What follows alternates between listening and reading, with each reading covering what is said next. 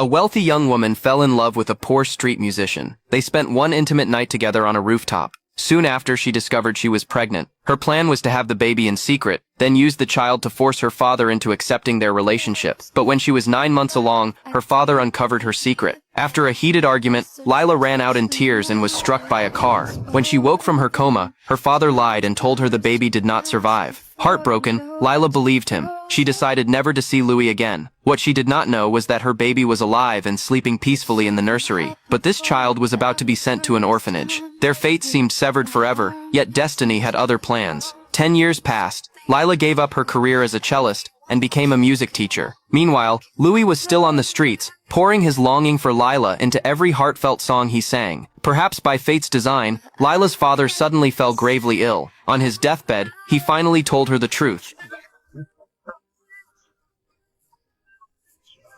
Lila was stunned by the revelation. Without wasting a second, she began a frantic search for any trace of her child. At the same time, Rush had become the most talked about oddball at the orphanage, all because he could hear music no one else could hear. He believed this gift was his mother calling out to him. Determined to reunite with his parents, he set off alone for the big city. But this reckless decision would make his journey toward them both treacherous and extraordinary. When Lila arrived at the child welfare office to search for information, she was told to submit detailed paperwork and wait. But she could not wait. She went straight to the director and begged for an exception.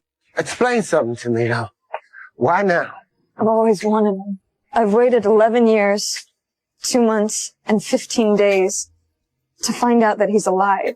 Her desperate eyes moved the director, but just as the director began searching the records, Lila noticed a missing child poster on the wall. One glance at Rush's photo stopped her in her tracks. Something deep inside told her this was her son, but tragically, Rush had recently gone missing from the orphanage. Her only lead had just gone cold. Determined to find her long-lost son, Lila picked up her cello once again. She believed that by raising her profile, she would have a better chance of finding him. Meanwhile, Rush was walking alone through the crowded streets. Compared to the quiet orphanage, the bustling city sparked something in him. The noise around him transformed into beautiful notes inside his mind. A symphony began to take shape under his imaginary baton. Then, music from a nearby plaza caught his attention. He followed the sound and found a boy performing for tips. The boy's name was Arthur, and he would become the first person to change Rush's life. You paid? Any requests? No. Alrighty then. Arthur played a song for Rush anyway, but Rush could not take his eyes off the instrument in Arthur's hands. Growing up in an orphanage, he had never seen anything that could make such a beautiful sound. He slowly moved closer and reached out to touch it, but Arthur pulled away. Arthur got up to leave, but Rush followed close behind. Arthur asked what he wanted. I don't have a place to stay. How many that president you got? I'm gonna let you buy me a pizza. Rush traded a pizza for a place to stay. Arthur took him to an abandoned concert hall. Inside, a group of kids just like them lived together, all orphans who performed on the streets for money. When they saw Arthur return with a large pizza, they swarmed in and devoured it within seconds. Their leader was a man named John. He collected the money the kids earned, and did not allow them to spend a dime without his permission. Seeing that Arthur had bought pizza without asking, John was furious. They're nice. I didn't take no family money. He bought it. To maintain control over the kids, John needed to assert his authority. He ordered Rush to come forward. What are you doing here? I followed the music.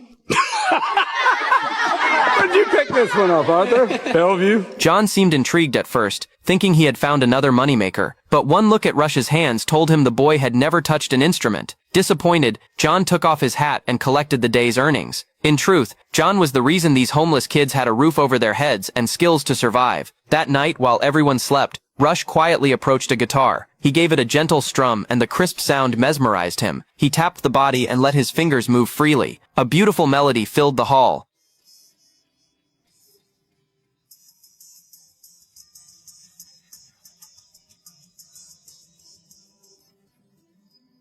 It was Rush's first time touching a guitar, yet he played it like a natural. John called him a once-in-a-lifetime prodigy, and took the time to teach him about music. He said music is like a hidden energy in the universe, always surrounding us. If you can feel it, you can master it. That brief conversation gave Rush a deeper understanding of music than any of the other kids had. The next day, John eagerly took him out to perform on the streets. Rush played with effortless style, and his melodies drifted through the air like something from another world. A crowd quickly gathered, captivated. He alone earned more than all the other kids combined. John decided such a gifted child deserved a stage name. He called him Auguste, dreaming that one day the name would belong to a superstar. But Rush had no interest in fame. All he cared about was whether his parents might see him on TV someday, but the good times did not last. A missing child poster made John uneasy. He feared losing his golden ticket. To squeeze out more profit, he approached another street boss, hoping to get Rush performing in busier areas. The two argued over money, and the tension frightened Rush. Watching other kids with their mothers by their side, his eyes welled up with tears. To find his mother, he played harder than ever. Meanwhile, the orphanage director was asking Arthur about the missing boy. John quickly stepped in to stop the conversation. His suspicious behavior caught the director's attention. She called the police without hesitation. Would Rush finally be reunited with his parents?